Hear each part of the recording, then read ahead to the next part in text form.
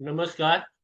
आजचा विषय दुकान बंद होत नव्हतं, पण व्यवसाय हळूहळू संपत होता. रात्रीचे 11:55 झाले होते. संपूर्ण मार्केट बंद झाले होते. फक्त एक दुकान अजूनही उघडं होतं. ट्यूबलाईटचा पांढरा प्रकाश, काउंटरवर पडलेली बिलं आणि कॅल्क्युलेटरवर सतत चालू असलेले आकडे.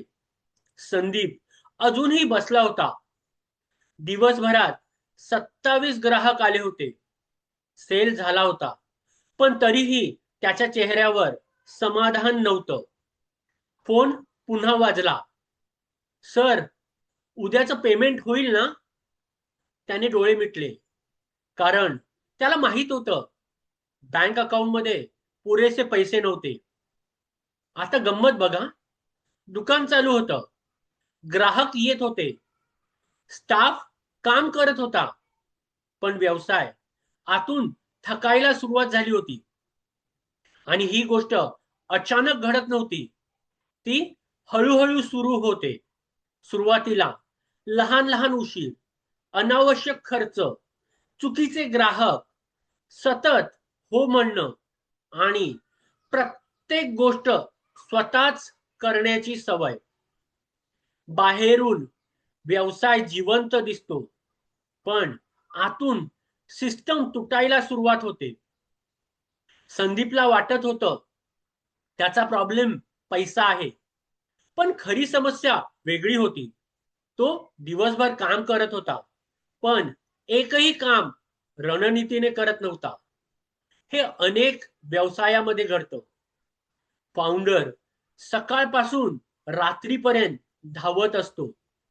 कधी मार्केटिंग, कधी सेल्स, कधी कलेक्शन, कधी स्टाफ, कधी सोशल मीडिया. दिवस संपतो, पण व्यवसाय पुढे सरकत नाही. कारण मुवमेंट आणि मोमेंटम वेगळं असतं. त्या रात्री संदीपने पहिल्यांदाच लॅपटॉप बंद केला आणि स्वतःला एक प्रश्न विचारला. मी दिवसभर नेमकं काय बिल्ड करतोय? सायलेन्स. हा प्रश्न अनकम्फर्टेबल असतो, कारण अनेक वेळा उत्तर नसतं. मी व्यवसाय नाही, मी फक्त केओस मॅनेज करतोय. दुसऱ्या दिवशी त्याने एक छोटा बदल केला. सगळं स्वतः करण्याऐवजी त्याने लिहायला सुरुवात केली. कोणता ग्राहक प्रॉफिटेबल आहे, कोणता फक्त वेळ खातो, कोणती कामं रिपीट होतात, कोणत्या चुका पुन्हा पुन्हा होतात. पहिल्या आठवड्यात काही फरक पडला नाही. पहिल्या महिन्यात फार नाही, पण 6 महिन्यानंतर त्याच्या दुकानात शांतता होती. घाई नव्हती. कलेक्शन इम्प्रूव्ह झालं होतं. स्टाफला क्लॅरिटी होती.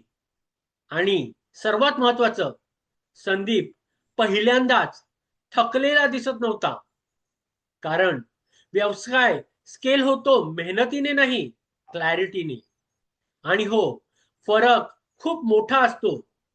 एका बाजूला रिॲक्शन, दुसऱ्या बाजूला स्ट्रॅटेजी. एका बाजूला दिवसभर धावणं, दुसऱ्या बाजूला काय खरं महत्वाचं आहे हे ओळखणं. छत्रपती शिवाजी महाराज यांनी प्रत्येक लढाई ब्रूट फोर्सने जिंकली नाही. त्यांनी जिंकली माहितीने, प्लॅनिंगने, योग्य टार्गेट निवडून आणि अननेसेसरी एनर्जी वेस्ट टाळून. आज बिझनेस मध्येही तेच लागू होतं. प्रश्न एवढाच आहे, तुम्ही बिझनेस चालवताय की बिझनेस तुम्हाला चालवतोय? आज रात्री फक्त 10 मिनिटं घ्या आणि स्वतःला 3 प्रश्न विचारा. माझा सर्वात मोठा पैसा कुठे लीक होतोय? कोणती गोष्ट मला सतत थकवते? आणि मी खरंच ग्रोथ बिल्ड करतोय की फक्त प्रेशर मॅनेज करतोय? कधी कधी बिझनेस बदलण्यासाठी मोठी इन्व्हेस्टमेंट लागत नाही, फक्त स्पष्ट विचार करावा लागतो. धन्यवाद.